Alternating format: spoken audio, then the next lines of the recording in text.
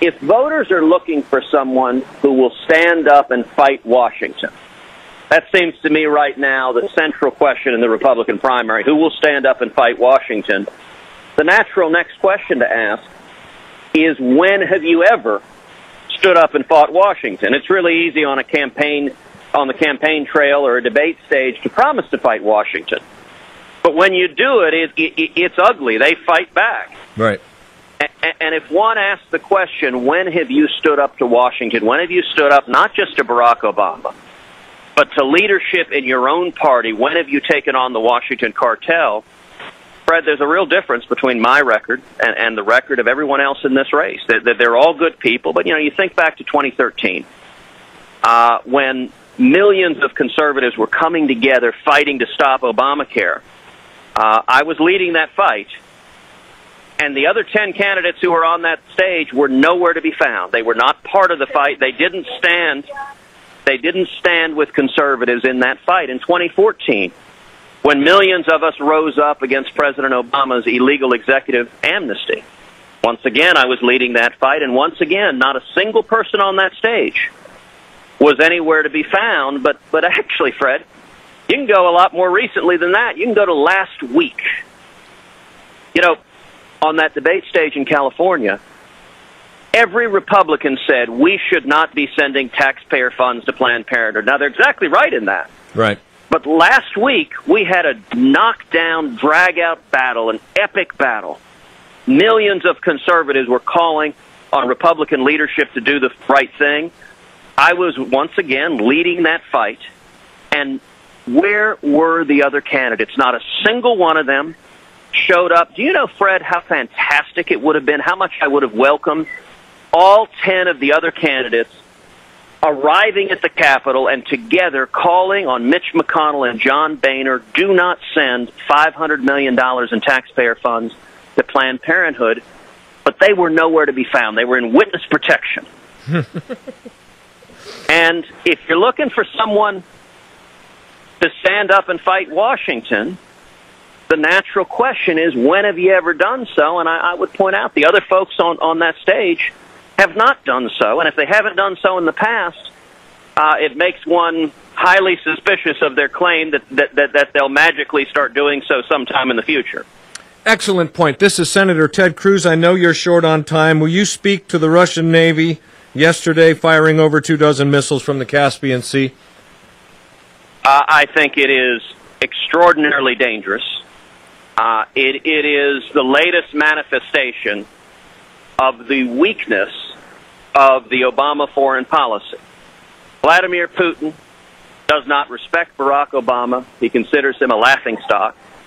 And weakness is provocative.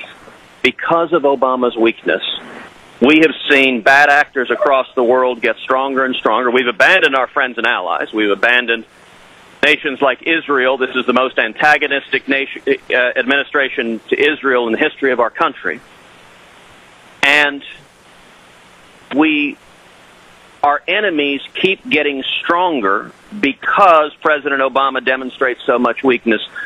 Putin is in Syria because of the weakness of America, and they're establishing a stronger and stronger position in the Middle East.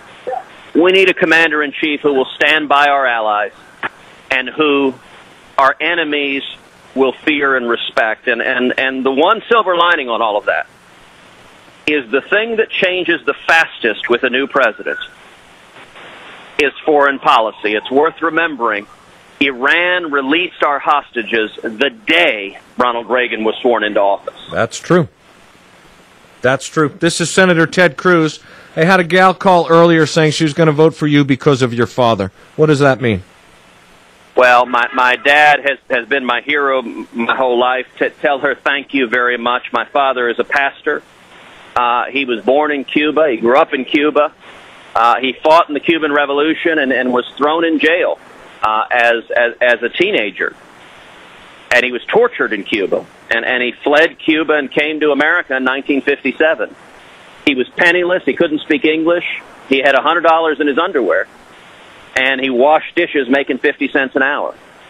And worked full-time, paid his way through school, and went on to start a small business with my mom And today my father is a pastor. He travels the country preaching the gospel. He spent a lot of time in Iowa, both preaching and visiting with pastors, encouraging pastors to lead, to stand up and defend our values, to teach biblical values, and to be involved in the public policy and political process, because our values are under assault. And if Christians stay home, if we don't lead, it's no wonder we have the policies, the assaults we're seeing today on life, on marriage, on religious liberty. And so my father is doing everything he can to urge Christians and urge pastors in particular to stand up and speak out and defend biblical values. So you're not new to the spiritual awakening that some of the candidates are having recently. That's correct. No. This is look. I'm a PK, and PKs. We understand what that means and what it is to be a preacher's kid. I've grown up in the church, and my faith is an integral part to who I am as a person, as a husband, as a father, and we are seeing an awakening, and I pray every day that awakening continues, because that's what it's going to take to turn our great nation around. I'm getting the signal you have to go, but just tell me briefly your senior thesis, Clipping the Wings of Angels.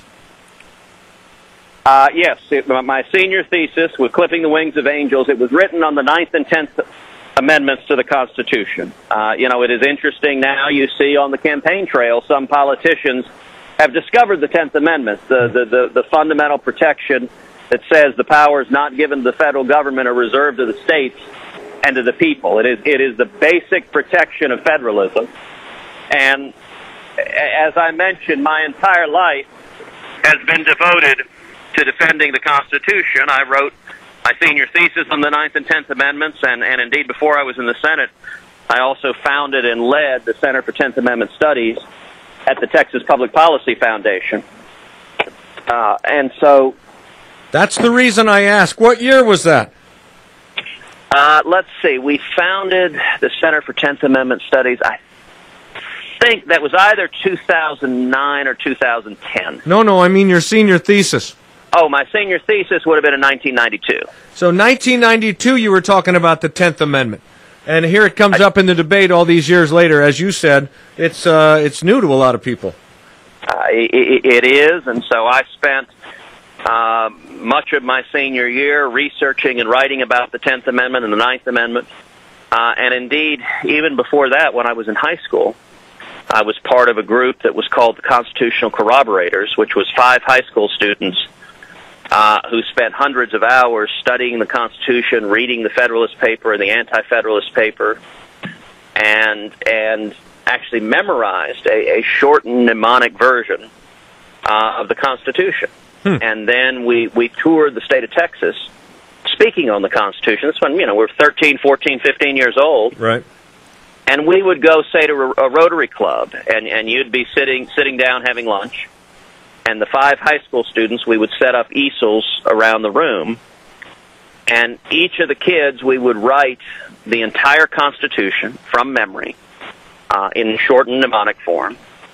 And then we would write a definition of socialism, government ownership or control of the means of distribution or production in an economy.